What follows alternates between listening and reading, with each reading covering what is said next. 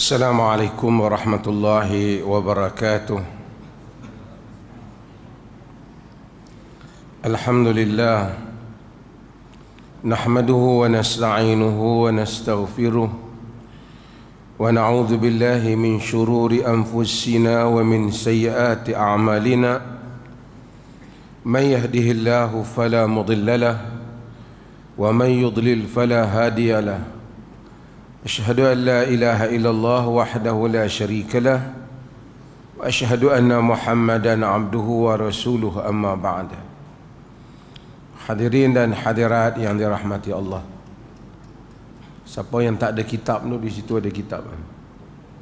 Ada orang wakafkan kitab.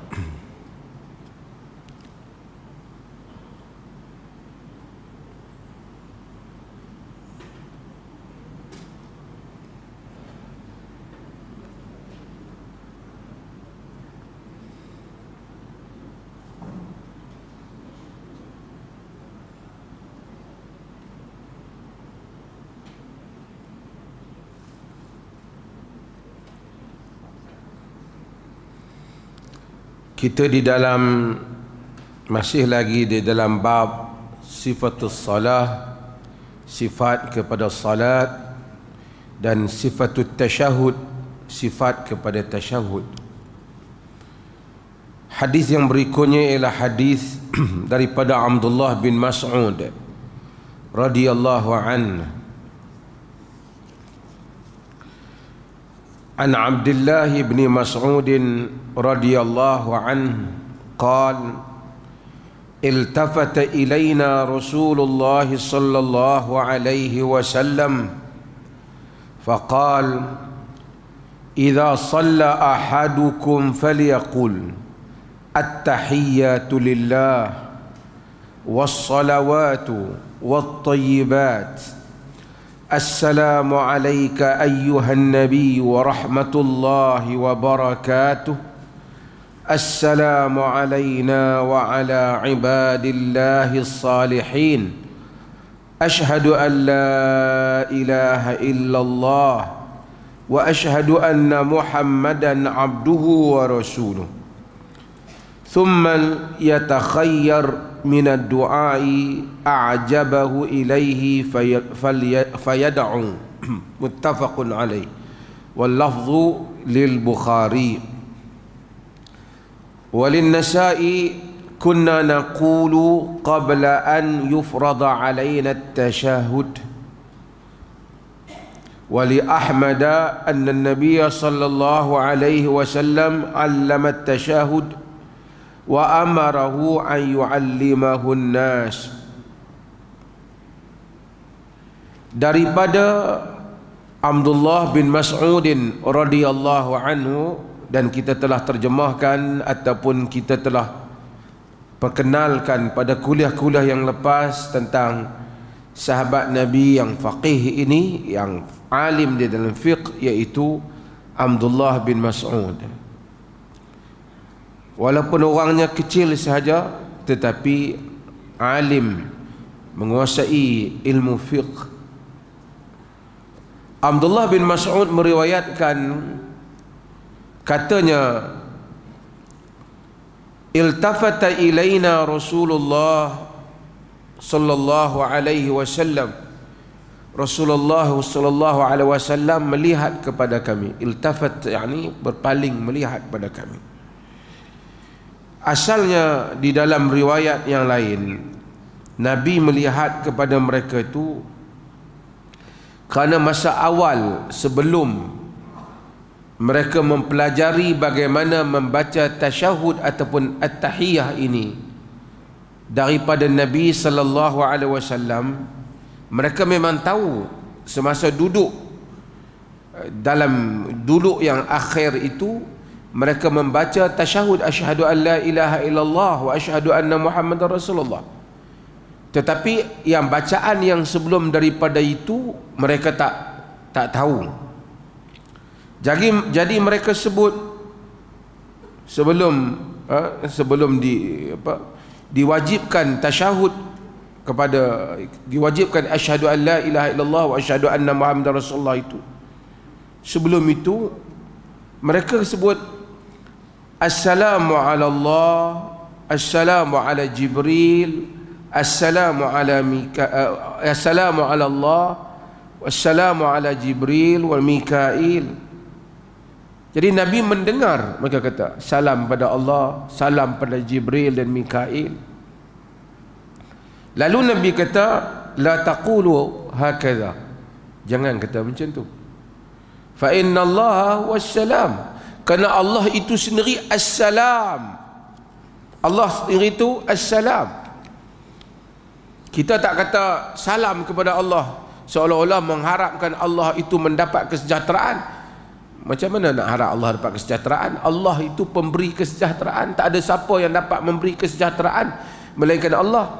Dan salah satu daripada nama Allah ialah Assalam. Walakin qulu, tetapi kamu katakanlah, kata Nabi SAW.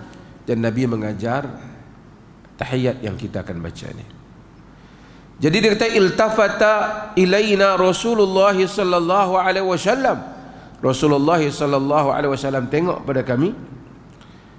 Faqal, dan Nabi menyatakan bahawasanya idza shalla ahadukum, apabila seorang kamu salat, falyaqul, maka hendaklah dia kata at-tahiyyatu lillah, tahiyat kepada Allah. Tahiyah ni bahasa Melayu ni kita tak apa nak terjemah dia. Dia greeting, salam penghormatan. Tak tahu yang tuan-tuan dalam buku tuan-tuan terjemahan tu dia cakap apa? Ucapan apa? Kalimah yang baik. Tapi tahiyah, yakni tahiyah ini sebenarnya ungkapan penghormatan. Kita welcoming orang ke ataupun kita respect orang, kita bagi ucapan selamat datang tuan yang mulia, dengan semua saja ungkapan dengan dialu-alukan seorang yang berjasa, itu semua nama dia tahiyah. Kita tulis surat pun tahiyah yang masuk salam penghormatan. Idza huyitum bi tahiyatin, Quran kata, apabila kamu diungkapkan dengan satu ucapan penghormatan ataupun ucapan penghormatan, good morning termasuk juga, selamat pagi, sabahal khair, sabahan nur, masuk. Tapi tahiyah untuk Allah maksudnya penghormatan yang paling tinggi. At-tahiyyatu lillah, yakni tahiyah ucapan penghormatan untuk Allah. Wassalawatu, dan selawat, salat. Sama ada solat itu bermaksud solat fardu, solat sunat, ataupun solat dengan maksud doa. Solat nanti saya akan syarah.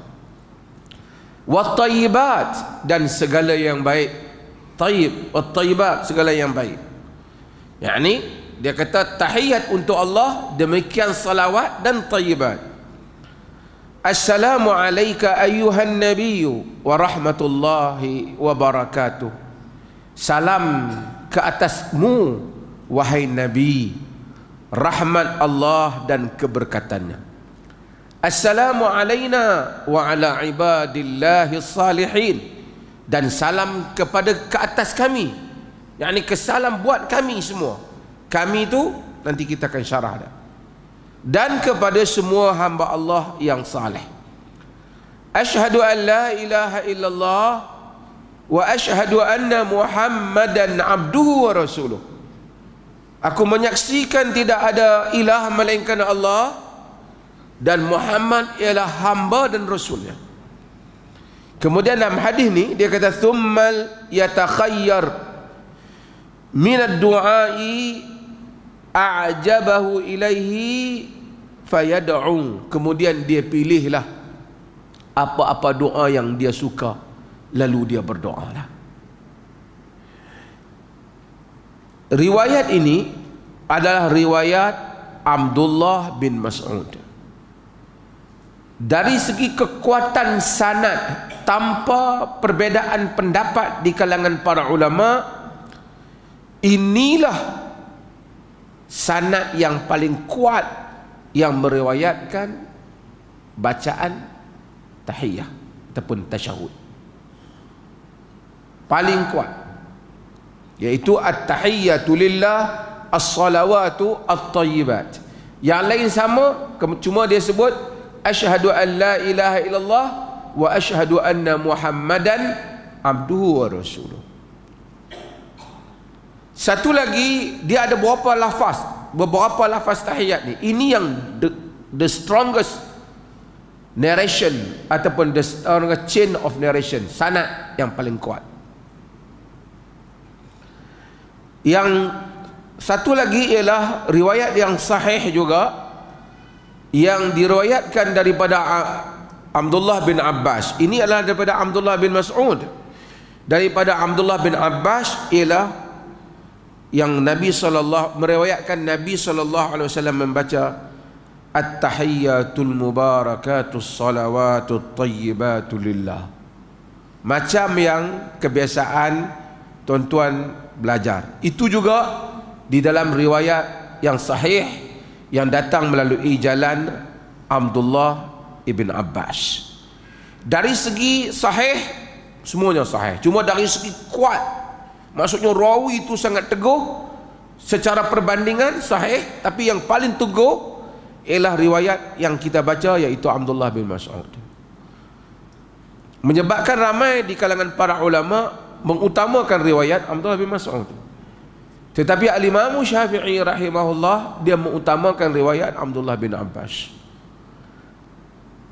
yang biasa tuan-tuan baca. Atas alasan Al-Imam Syafi'i, kerana Abdullah bin Abbas ni dia masih budak, dan dia meriwayatkan, tentulah versi yang dia ambil pada andaian Imam Syafi'i mestilah versi yang latest, kerana dia masa riwayat pada Nabi, dia nak cerdik riwayat tu, dia dah hujung-hujung dah hayat Nabi. Ini adalah yang pada andaian Imam Syafi'i yang latest. So sebab tu dalam mazhab Syafi'i dia mengutamakan yang dibaca oleh Abdullah bin Abbas. Lebih kurang sama, cuma syahadah dia asyhadu an la ilaha illallah wa asyhadu anna muhammadar rasulullah. Okey, kita baca yang Abdullah bin Mas'ud ini dulu. Apa maksud dia? At-tahiyyatu lillah, maksudnya segala ungkapan penghormatan untuk Allah. Maksudnya ketika kita baca at-tahiyyatu lillah ataupun at-tahiyyatul mubarakatus salawatut thayyibatu lillah, kalau at-tahiyyatul mubarak as-salawat at-thayyibah, maksud tahiyyat yang keberkatan dan selawat dan kebaikan untuk Allah, dia rangkumi semua. Ini at-tahiyyatu lillah, maksud segala ungkapan penghormatan, ketinggian, kepujian untuk Allah. Kita mungkin juga greeting orang lain, tapi ada batasan dan limitnya. Untuk Allah, di dalam kita mengungkapkan, kita bayangkan dan kita zahirkan perasaan kita, tidak ada ungkapan penghormatan yang melebihi Allah Azza wa Jalla. Untuk kita ungkapkan, tapi kita tak ada perkataan yang sesempurnanya untuk diangkat pada Allah. Kita sebut macam Nabi sebut at-tahiyyatu lillah.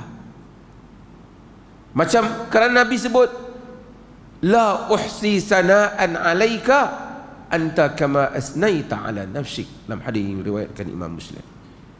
Tidaklah dapat aku ini menghitung pujian kepadamu, engkau itu seperti yang engkau puji dirimu. Jadi kita setiap hari baca at-tahiyyatu lillah, kita membayangkan segala yang wujud dan dapat dizahirkan dan tak dapat dizahirkan daripada penghormatan hanyalah untuk Allah Azza wa Jalla. Wassalawatu, dan salat, sama ada yang fardu ataupun yang sunat, ataupun salat dalam maksud arti kata doa untuk Allah. Wat-thayyibat, dan segala yang baik-baik, daripada perkataan yang baik, daripada amalan yang baik, daripada segala hasrat yang baik untuk Allah. Kerana Nabi sallallahu alaihi wasallam menyebut, innallaha tayyibun la yaqbalu illa tayyiba. Allah itu baik, dia tidak menerima melainkan yang baik-baik. Jadi pusingan ataupun ungkapan yang pertama dalam tasyahud kita itu semuanya diberikan pada Allah. Selepas itu kita pergi kepada Nabi sallallahu alaihi wasallam. Kita kata, assalamu alayka ayyuhan nabiy wa rahmatullahi wa barakatuh. Salam ke atasmu wahai Nabi, rahmat Allah dan keberkatannya. Salam kepada Nabi, minta kesejahteraan untuk Nabi. Nabi itu memang sejahtera, tetapi kita meminta kerana kita tahu Allah tidak ada limit di dalam memberikan kurnia pada hamba-Nya. Kita mungkin fikir kalau dah masuk syurga, apatah lagi habis daripada syurga. Allah tidak ada limit. Dia boleh memberikan syurga apa yang lebih baik daripada syurga, berlipat kali ganda dalam syurga. Dan sebab itu syurga antara hamba-hambanya tidak sama. Kita pula sentiasa meminta kesejahteraan untuk Nabi. Kita tahu Nabi sejahtera, tapi tak adalah cara untuk kita ini mengucapkan terima kasih kepada Nabi di atas apa yang telah Nabi lakukan kepada kita ini, melainkan dengan hanyalah kita ini mengucapkan selawat dan salam kepadanya. Tanda terima kasih kita. Satu orang kalau dia banyak berjasa pada kita, kita nak balas kita tak mampu. Kita terima kasih Tuhan. Terima kasih Tuhan. Walaupun mungkin terima kasih kita tu taklah menambahkan apa-apa harta kepadanya, tapi ia merupakan pengubat tanda kita seorang insan dan merupakan tanda kita seorang akhlak yang baik. Sebab itu maka Allah Azza wa Jalla menyatakan, innallaha wa malaikatahu yusalluna 'alan nabi ya ayyuhalladzina amanu sallu 'alaihi wa sallimu taslima.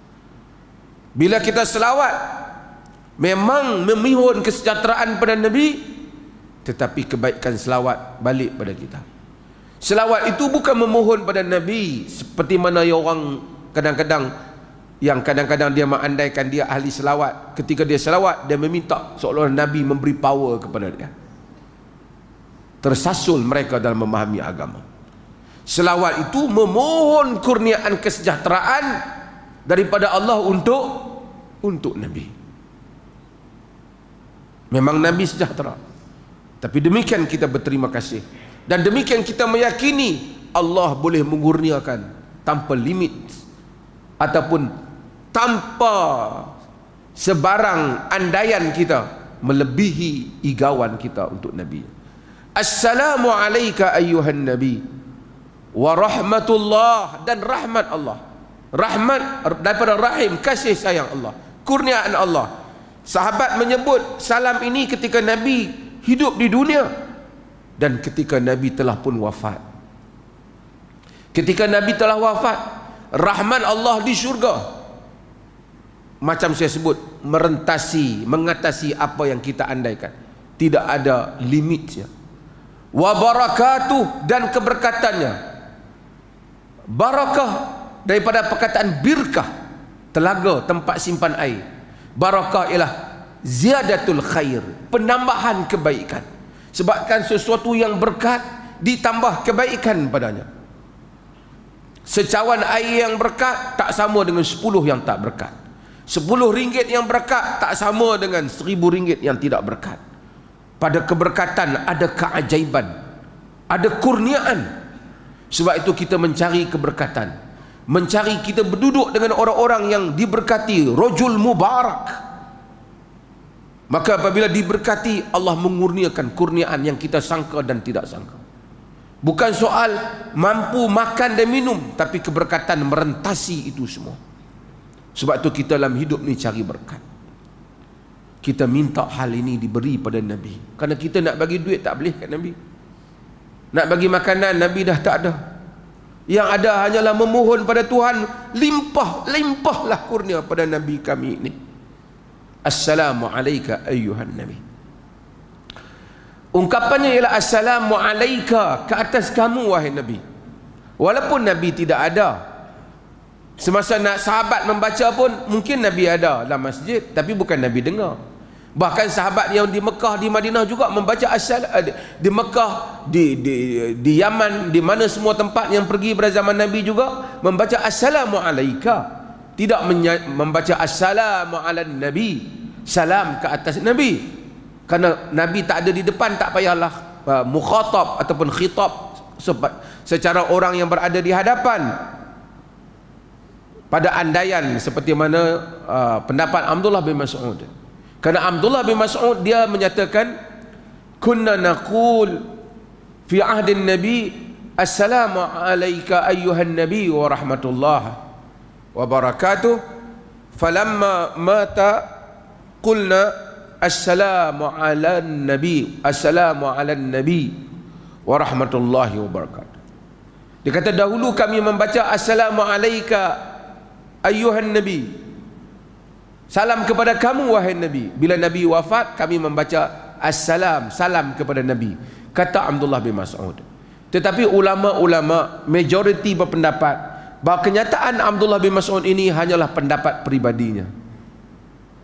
Kerana ada riwayat di mana yang diriwayatkan oleh Imam Malik dalam Muwatta, di mana Umar bin Khattab mengajar bacaan tasyahud di atas mimbar, dan Umar mengajar assalamu alayka, bukan assalamu ala Nabi, assalamu alayka, seperti lafaz walaupun Nabi dah tak ada, dan disaksikan oleh semua sahabat yang hadir, dan tidak ada yang mengubah atau memberikan pendapat yang berbeza dengan Umar. Maka walaupun ada pendapat, Al-Albani menyebut juga pendapat itu, tetapi kita menyatakan bacaannya seperti yang dibaca oleh jumhur para ulama, assalamu alayka ayyuhan Nabi, assalamu alayka ayyuhan Nabi wa rahmatullahi wa barakatuh. Tuan-tuan, kalau kita lihat kepada tasyahud ini, tadi kita telah ungkap untuk Allah, ini kita ungkap untuk Nabi. Setiap hari kita berbicara dengan Nabi. Assalamu alayka ayyuhan Nabi, Nabi tak ada depan kita, tetapi bagi Allah itu malaikat yang membawa salam kita kepada Nabi sallallahu alaihi wasallam. Macam mana nak bawa salam kepada Nabi? Ramai sangat ni, berjuta-juta. Sempatkah Nabi menjawab salam? Nabi bukan hidup di alam kita ni, alam dengan penuh keajaiban yang Allah kurniakan. Salam kita sampai kepada Nabi. Berarti kita setiap hari tadi pun memberi salam pada Nabi. Tak nanti kena pergi ke makam Nabi baru kata assalamu ala Nabi. Setiap hari kita bagi salam kepada Nabi. Setiap hari kita ingat dan berhubung dengan Nabi sallallahu alaihi wasallam. Cumanya kita ni kadang-kadang kita sebut assalamu alayka ayyuhan Nabi, kita pun tak ingat kita bagi salam kat Nabi. Tahu-tahu kita bagi salam habis mayang ya. Kita tak rasa kita bagi assalamu alayka ayyuhan Nabi. Terasa kita ungkap pada Nabi, terasa bahawa Nabi mendengar suara kita, memberi salam kepadanya. Sedangkan saban hari kita diajar untuk berhubung dengan Nabi kita Muhammad sallallahu alaihi wasallam. Bila kita fahami salat menurut sunnah, tak adalah kita heran, aku ni kalau tak pergi berselawat tengah padang di Pamai ni, koranglah selawat pada Nabi. Kerana kita tak faham. Lalu orang manipulitkan kita. Nak dapat selawat yang luar biasa yang tak ada dalam hadis-hadis semua. Ni ada petua ataupun ada boleh bagi ijazah mana-mana orang selawat hak ajaib-ajaib ni. Kalau tidak kita jauh pada Nabi, hanya melalui ni geng-geng ni saja boleh dekat dengan Nabi. Sebab kita tidak menghayati salat, lalu kita termakan dengan buah itu. Jika kita menghayati salat, kita tahu setiap hari berulang kali, assalamu alayka ayyuhan nabi, salam kepadamu wahai Nabi, wa rahmatullahi wa barakatuh. Betapa Nabi itu dekat dengan perasaan kita. Setiap hari kita berbicara dengannya, dan setiap hari man salla alayya marrah sallallahu alaihi asyra. Allah jawab salam kita kepada Nabi-Nya sallallahu alaihi wasallam. Tanda kita insan yang tahu berterima kasih terhadap sumbangan dan jasa yang telah Nabi berikan. Lepas kita dah sebut pada Allah, kita sebut pada Nabi. Yang ketiga kita sebut untuk diri kita, assalamu alayna, salam untuk kami. Untuk kami siapa? Kita, jamaah yang salat dalam masjid bersama dengan kita, kaum muslimin. Kita minta berilah kesejahteraan untuk kami, untuk semua orang yang bersalat bersama dengan kami. Minta Allah bagi kesejahteraan. Kaum keluarga kita masuk dalam arti kata ini, yang beriman, kaum muslimin. Assalamu alayna, yakni salam kepada kami, siapa saja yang bersalat bersama kita. Wa ala ibadillahi salihin, kepada semua hamba-hamba, dan salam kepada semua hamba-hamba Allah yang saleh. Kita dah ungkap untuk Allah, lagi untuk Nabi, untuk diri kita. Tengok salat didik kita. Jangan lupa kepada orang yang sama dengan kita, kepada orang-orang lain juga. Bukan fikir kita saja. Sebab tu kita disuruh doa diri kita dan kaum muslimin dan muslimat. Ini kita doa salam pada kita, salam kepada semua hamba Allah yang saleh. Semua hamba Allah yang saleh. Di dalam hadis Nabi SAW kata, bila hamba kata fa idza qalaha, yakni apabila hamba kata assalamu alayna wa ala ibadillahi salihin, apabila dia sebut tu, asaba kulla abdin lillahi fis samawati wal ardi salih. Bila dia sebut macam tu, kenalah untuk semua hamba Allah yang di langit dan yang bumi yang saleh. Semua hamba Allah. Maksud para nabi, kita minta sejahtera. Para wali, kita minta sejahtera. Para mujahidin, kita minta sejahtera. Siapa saja hamba Allah yang saleh. Siapa lagi hamba Allah? Jin. Jin yang kita tak nampak juga kita minta untuknya kesejahteraan.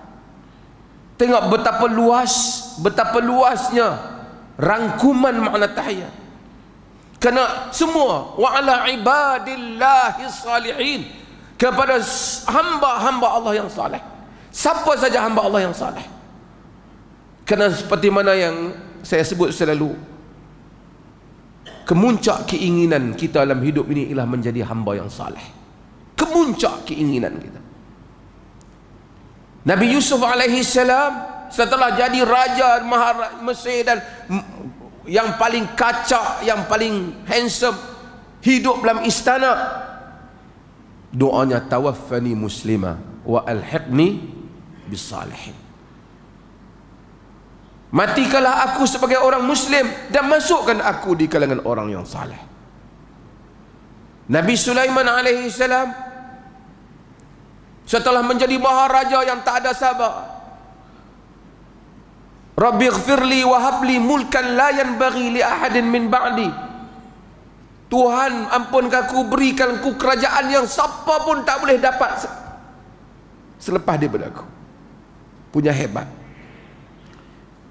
Tapi apabila dia tengok semut berkata-kata, Dia kata, Rabbi auzi'ni an ashkura ni'mataka allati an'amta alayya wa ala waliday wa an a'mala salihan tardah wa adkhilni bi rahmatika fi ibadika salihin.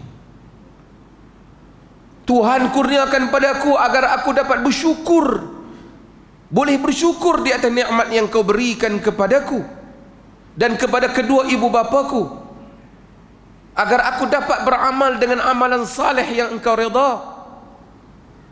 Wa adkhilni bi rahmatika fi ibadika salihin. Masukkanlah aku dengan rahmatmu dalam kalangan hamba-hambamu yang saleh.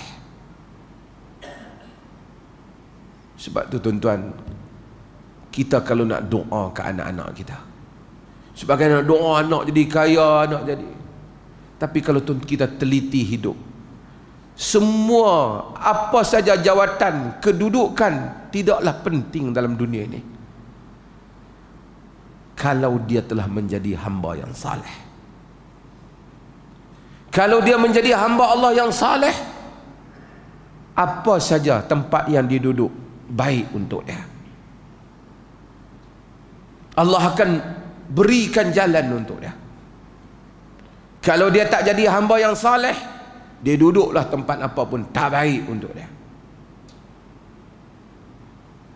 Jadi kita doa pada anak kita juga supaya jadi anak-anak yang saleh. Kita saleh, anak-anak kita saleh. Itulah cita-cita kita. Dalam perjuangan mari masjid, dengar kuliah, semayang, baca Quran, baca hadis, tak ada lain kerana nak jadi hamba yang saleh. Bila jadi hamba yang saleh, Nabi kata, bila orang baca tahiyat, kita masuk. Assalamu alayna wa ala ibadillahi salihin. Semua hamba-hamba Allah yang saleh.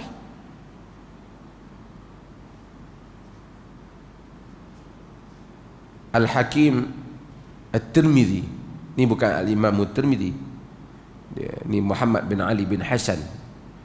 Dia ada kitab dan Nawadirul Usul, meninggal pada tahun 320 Hijrah. Imam Tirmizi yang Sunan Tirmizi itu lain. Itu apa nama, Abu Isa At-Tirmizi itu meninggal pada tahun 279 Hijrah, yakni 322 Hijrah orang lain. Tapi dia alim, dekat dengan ahli sunnah, sufi, sufi salih. Dia kata, man arada an yahdha bi hadha salam alladhi yusallimuhu al-khalqu fi salah falyakun abdan salih. Sesiapa yang teringin mendapat habuan daripada salam ni, yang setiap hari hamba-hamba Allah duk sebut ni, kalau dia teringin dapat habuan ni, jadilah dia di kalangan orang yang salih. Wa illa haramallahu min hadzal fadl. Kalau tidak, Allah min wa illa haramallahu hadzal fadl azim. Jika tak, Allah Taala tak bagi kurniaan yang besar ni, kata dia. Semua hamba Allah yang soleh kita minta. Artinya tiap hari kita ada hubungan dengan para anbiya dulu. Mana-mana orang soleh, di kutub utara ke, di selatan yang kita tak nampak ke, di mana dia duduk ke, jin ke, kalau dia soleh, kita telah minta doa kesejahteraan untuk dia. Karena hatta jin, dalam surah Al-Jin kita sebut apa? Wa inna minna salihun wa minna duna dhalik wa kunna tara'iqa qidada. Di kalangan kami ada yang saleh, di kalangan kami ada yang selain daripada itu. Jin kata dalam surah, contoh baca dalam surah jin. Kami ada macam-macam jenis. Hatta jin yang saleh kita doa. Nabi kata, asaba kulla abdin salih fis samawati wal ard. Semua hamba Allah yang soleh di langit-langit, artinya mungkin di langit ada makhluk lain lagi yang abdi diri pada Allah yang soleh. Assalamu alayna wa ala ibadillahi wa ala ibadillahi salihin.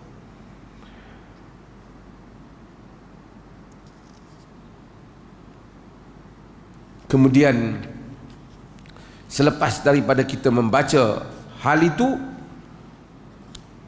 barulah kita menyebut asyhadu an la ilaha illallah wa asyhadu anna Muhammadan abduhu wa rasuluh. Aku menyaksikan tidak ada ilah yang diabdikan diri melainkan Allah. Yang ni, yang geng-geng tu tak perhati pasal tauhid uluhiyah ni. Dia kata geng tu tak mau sembah kubur lah tu. Geng tu cukup anti kalau orang pergi minta kat kubur, kat wali abdal, wali kutub. Kita tak, kita la ilaha illallah. Kita abdikan diri hanya pada Allah. Bukan cerita main-main sembah kubur ni. Siapa tunjuk ke saya apa dah. Orang doa di kubur, dia kata sembah kubur. Yang geng dia pergi sujud kat kubur tu, yang tu dia kata ahli sunnah wal jamaah aswajah. Ini pun satu pening ya. Saya pergi ke Brelewi, sembah kubur, sujud di kubur. Oh, dia kata dah, kita bukan maksudkan, jangan tengok tu macam malaikat tunjuk sudut ke Adam, bukan sembah tapi memuliakan syaitan. Dia buat tafsiran, akhirnya tak ada apa, sujud ke apa ke. Kalau sujud kat berhala pun kerana mengingati kebesaran Tuhan mencipta mereka. Akhirnya dia pergi ke situ. Bagaimana iblis dan syaitan menipu manusia. Asyhadu an la ilaha illallah wa asyhadu anna Muhammadan abduhu wa rasul. Tidak ada ilah yang diabdikan diri melainkan Allah, dan aku menyaksikan bahawasanya Muhammad hambanya dan rasul, abduhu wa rasul. Pasal apa duk abduhu wa rasul, hamba dan rasul? Rasul ada juga yang lain, Rasulullah betul, tapi sebagian lafaz abduhu wa rasuluh, hambanya dan rasulnya. Pasal apa? Pasal manusia ini suka gulu. Bila dia sayang, dia mula nak angkat Nabi menjadi Tuhan. Itu yang berlaku pada Nabi Isa alaihissalam. Dan itu pun sama, siapa yang kata Nabi itu dia manusia seperti kita, menjadi kafir. Sedangkan Quran kata Nabi memang manusia seperti kita, bukan manusia yang tak ada ibu bapa, tak ada apa. Cuma baginda Rasul yang ditabalkan oleh Allah Subhanahu wa taala. Qul innama ana basyarun mislukum, Quran kata. Manusia seperti kamu, tapi dia telah diwahyukan kepadanya, dia menjadi rasul, dia dipelihara daripada jatuh pada dosa. Dia tidak mengetahui yang gaib, melainkan apa yang Allah beritahu padanya. Dia tidak boleh menolak mudarat dan memberi manfaat, melainkan apa yang Allah beri padanya.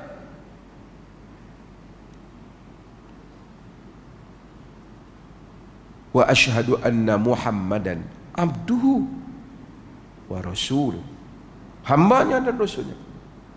Sebab itu Allah apabila menyebut peristiwa-peristiwa besar, supaya manusia ini tidak akhirnya menyatakan Nabi itu seolah-olah ada power sendiri, menyebut tentang kehambaan Nabi sebagai hamba. Subhanalladzi asra bi'abdihi lailan minal masjidil harami ilal masjidil aqsa. Maha suci Tuhan yang menjalankan hambanya. Dia tak kata yang menjalankan rasulnya, dia tak kata yang menjalankan Muhammad, yang menjalankan hambanya. Supaya kamu tahu Muhammad bin Abdullah Rasulullah dijalankan oleh Allah, bukan dengan kudrat sendiri. Artinya kalau Allah tak wujudkan peristiwa itu, nak pergi ke Masjidil Aqsa satu malam saja, naik ke langit. Tapi nak pergi ke Madinah, Nabi kena ambil kenderaan, ambil Abdullah bin Uraiqid, kena berjalan menyorok di gua. Kenapa tak buat sekelip mata juga? Kerana yang tu Allah beri, yang ini Allah tak beri. Bagi membuktikan apa yang Allah takdirkan berlaku, Nabi pada dirinya sendiri tidak akan berlaku, melainkan dengan kadar yang Allah kurniakan sahaja. Ini bacaannya. Kemudian dia kata summa yatakhayyar min ad-du'ai a'jabahu ilaihi fayad'u. Kemudian dia pilihlah apa-apa doa yang dia suka. Maksudnya dalam macam zahir ni sebelum dia membaca selawat, tapi akan ada riwayat yang lain menunjukkan selepas selawat. Jadi sebelum memberi salam, kita disuruh Tak wajib, tapi kita boleh berdoa. Apa sama a'jabahu ilaihi, apa saja yang kita suka, doa. Dan kita terlepas, ramai orang terlepas tempat yang Nabi suruh doa, iaitu sebelum memberi salam. Tempat yang mustajab. Cuma mungkin kita bacalah doa, Allahumma inni a'udzubika min azabin nar wa min azabil qabr. Boleh tak baca doa yang lain? Boleh. Apa saja hajat kita, apa saja hajat kita.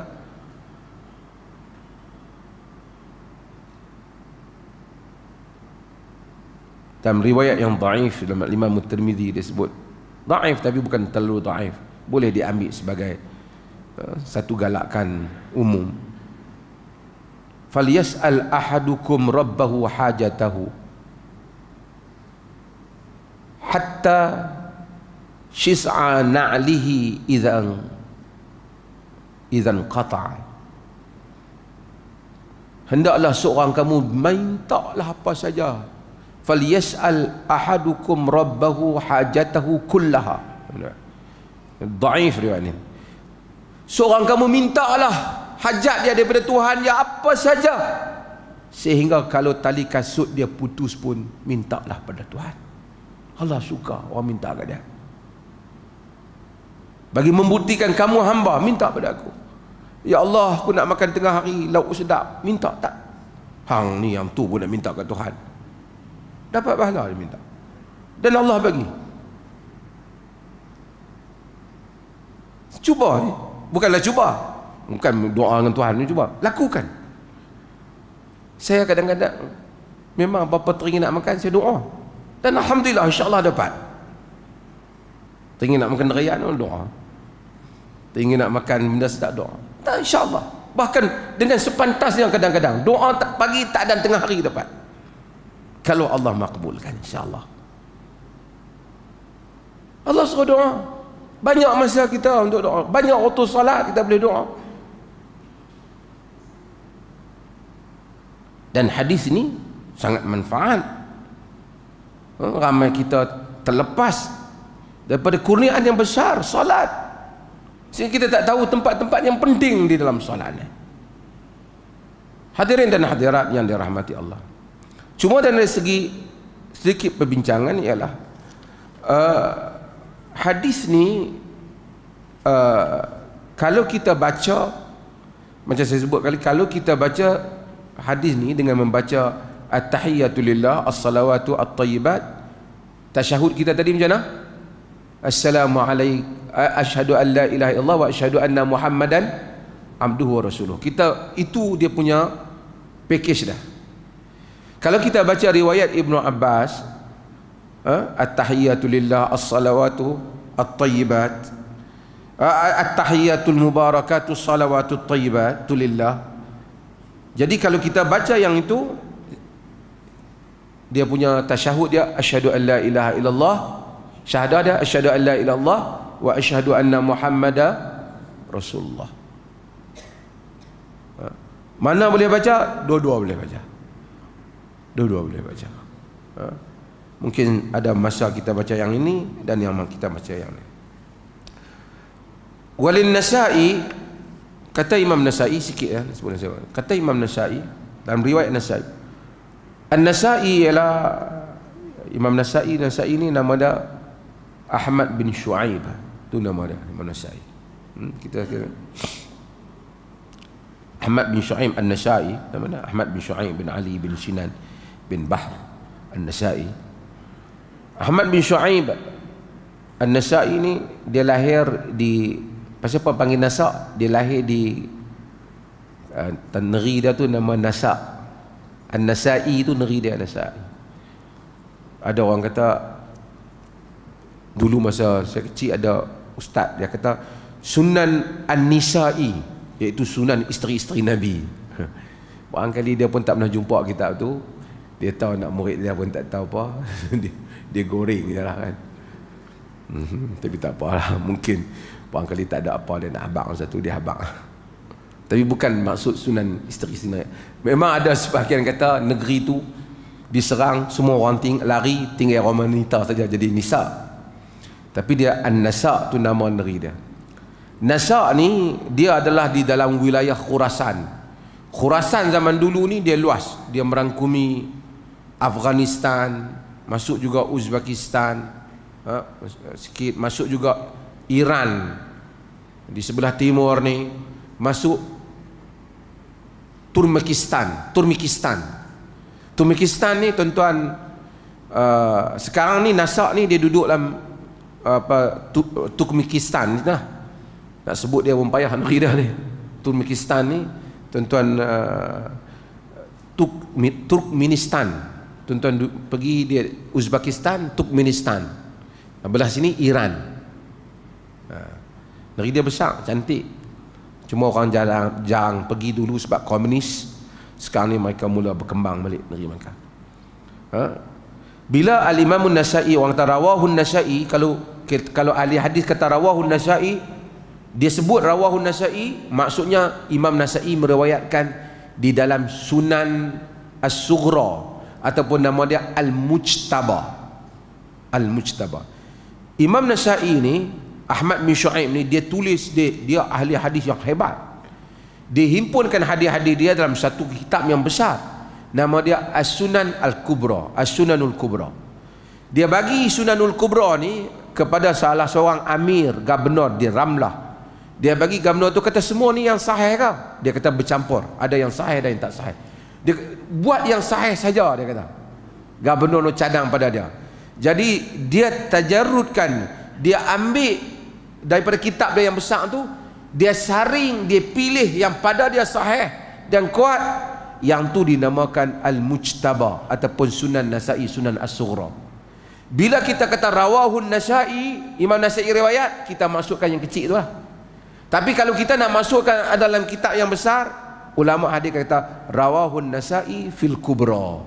Nasa'i meriwayatkan dalam Kubra, maksud yang besar. Kalau tak sebut fil Kubra, maksudnya memang dia maksudkan yang Mujtaba itu. Ini kaedah lah di dalam pengajian ilmu hadis. Panjang tuan-tuan, azan dulu lah.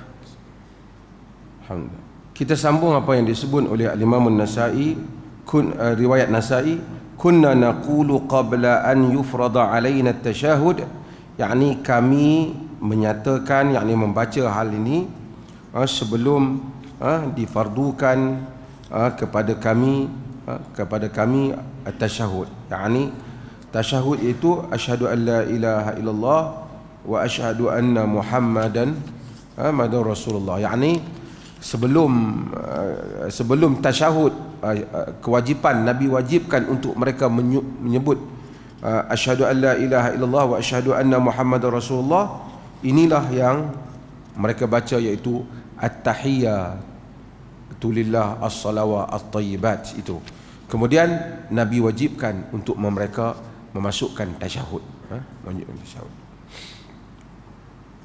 Dalam riwayat Ahmad, allamahu at-tashahhud wa amarahu an yu'allimahu an-nas. An-Nabi allamahu at-tashahhud, Nabi mengajar Abdullah bin Mas'ud tashahud dan memerintahkan supaya dia mengajar kepada orang ramai. Jadi Abdullah bin Mas'ud diajak tashahud ni pada orang ramai. Kita yang mendengar hadis ni juga mengajar hadis ni pada orang ramai, sekurang-kurangnya pada family kita. Falyubalighu asyahid al-ghaib, orang yang hadir sampaikan kepada orang yang tidak hadir. Okey, ni ada soalan yang saudara kita hantar atas ni, panjang sikit. Saya nak baca semua kali. Panjang, saya baca sikit lah.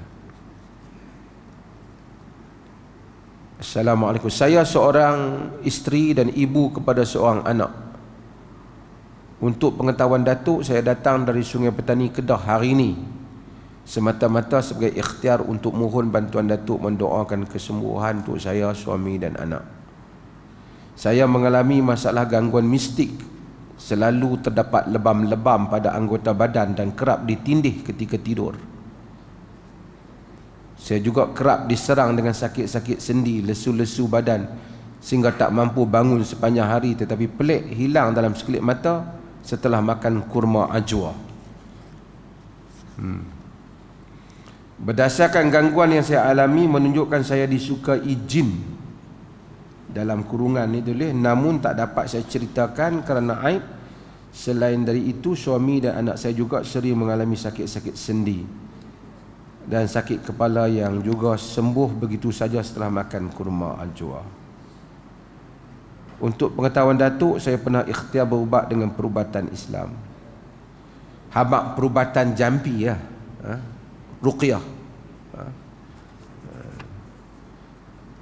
Namun akhir-akhir ini gangguan yang saya alami makin teruk membuatkan saya semakin tertekan sehingga mengganggu kehidupan.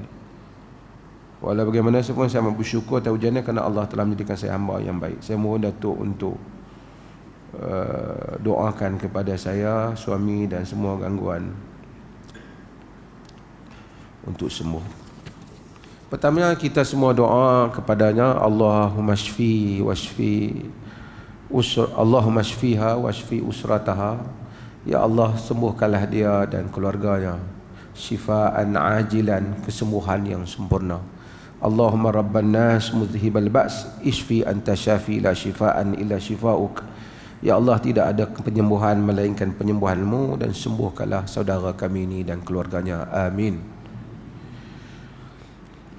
Saya sebut sikit, ada dua keadaan di dalam hal yang disebut ini.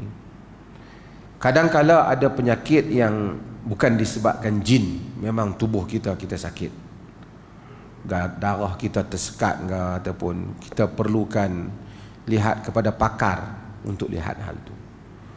Cuma kadang-kala memang ada hal yang disebabkan oleh kerana gangguan jin,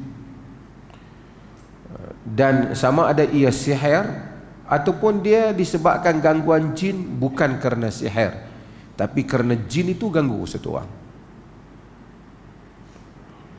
Kalau kerana sihir, dan kita tahu Al-Quran menyebut tentang sihir, wattaba'u ma tatlu syayatinu ala mulki Sulaiman. Kita baca dalam surah Baqarah, sehingga Allah menyebut yufarriquna bainal mar'i wa zawjih. Sihir yang dipelajari itu dapat boleh memisahkan seseorang daripada pasangannya. Yakni sihir sehingga satu orang boleh berpisah daripada pasangannya. Dia panggil sihut tafriq, sihir yang memecahkan. Dia bagi pecah, orang berpisah. Dia tengok tak boleh pasangan dia, tengok dia jadi benci. Sihir pasangan dia ke keluarga dia. Boleh tak sihir berlaku demikian? Boleh berlaku. Dan melalui jampi min syarrin naffasati fil uqad, dengan tiupan-tiupan wanita yang meniup pada simpulan-simpulan, pada uqad, pada simpulan. Ya. Karena manusia kadang-kala sihir ni ajaib alam dia, dan manusia minta pertolongan daripada jin. Wa innahu kana rijalun minal ins ya'udzuuna bi rijalin minal jin fazaduhum rahaqa. Wa annahu kana rijalun minal ins, lelaki-lelaki di kalangan manusia, ya'udzuuna bi rijalin minal jin, minta perlindungan daripada lelaki-lelaki di kalangan jin. Dalam surah Jin, fazaduhum rahaqa, mereka itu menambah, mereka menambah pada mereka rahaqa, kesombongan, kesesatan, dosa. Mungkin maksud manusia dengan dia minta kat jin, jin bertambah jadi jahat, ataupun jin menambahkan kejahatan pada manusia.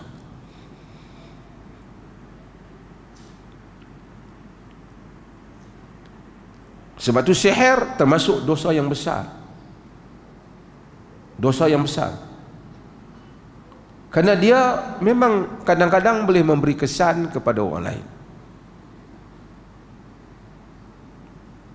Sebab itu kita diajar, Nabi ajar banyak bacaan. A'udzu bikalimatillahi tammati min syarri ma khalaq, daripada kejahatan apa yang dilakukan. Min hamazati syayatin wa an yahdurun, daripada kehadiran syaitan, daripada tiupan syaitan dan kehadirannya. Bisikan syaitan dan kehadirannya. Dan kadang-kadang apabila dia kena pada tubuh orang, dia kena cari jalan untuk sembuhkan dengan bacaan-bacaan. Dalam banyak keadaan, seseorang dia ada beberapa keadaan yang biasa. Yang pertama ialah sihir ataupun jin ni, yang pertama langkah kita buat protection dulu supaya kita jangan kena. Prevention. Dalam perubatan dia kata prevention better than cure. Maksud kita buat prevention, kita hari-hari kita baca ayat kursi, kita baca qul a'udzu birabbil falaq, kita baca qul a'udzu bin nas, kita sentiasa baca a'udzu billahi minasyaitonir rajim. Apabila kita rasa ada bisikan, kita baca, kita sentiasa mengambil langkah-langkah itu. Kalau dah kena mengambil langkah-langkah untuk mengubati sihir. Dan ada cara-caranya dalam perubatan itu. Saya tak tahulah saudara kita tu, nanti mungkin dia boleh cakap sembang dengan saya lepas daripada majlis ni lah. Tengok nak buat macam mana, kalau diizinkan oleh Allah. Kadang-kadang jin boleh juga ganggu orang tidak kena sihir. Kita campak air panas kepada dia ke, atau jatuh atas dia ke, dia bertindak. Dia ada alam dia sendiri yang tak sama dengan alam kita. Sebab tu Nabi tak bagi sahabat ikut ketika Nabi pergi jumpa dengan jin. Ada tak berlaku jin berkahwin dengan manusia? Dari segi nas tidak ada, tetapi seperti yang disebut oleh Imam Malik dan Ibnu Taimiyah rahimahullah juga mengulas hal ni. Katanya kerana telah tawatarat, yakni khabar yang tak boleh dinafikan, begitu banyak cerita manusia berhubungan dengan jin secara seks. Cumanya kalau satu orang main-main tiba-tiba mengandung, pasal apa mengandung? Jin tidur dengan aku, tak boleh lah. Hak tu jin tu mesti nampak. Tapi ada tak orang yang dia telah berkahwin dengan, mendakwa berkahwin dengan jin? Ada dalam sejarah. Sebab tu ada Imam Malik, ada pandangan dia tentang pandangan memakruhkan pandangan hukum perkahwinan itu. Ada yang menyatakan tak boleh kerana dia tidak mentahqiqkan makna perkahwinan. Walau bagaimanapun, kata Ibn Taimiyah, dari segi cerita ni bukan cerita maksud orang reka. Memang sepanjang zaman ada cerita manusia berkahwin dengan jin, dan jin suka dengan manusia. Ada, boleh berlaku. Cuma bila berlaku apa langkah dia, nanti insya-Allah kuliah yang akan datang kita beritahu. Kalau tidak, tuan-tuan balik duk jadi bomoh nanti. Wassallallahu ala nabiyyina Muhammad walhamdulillahi rabbil alamin.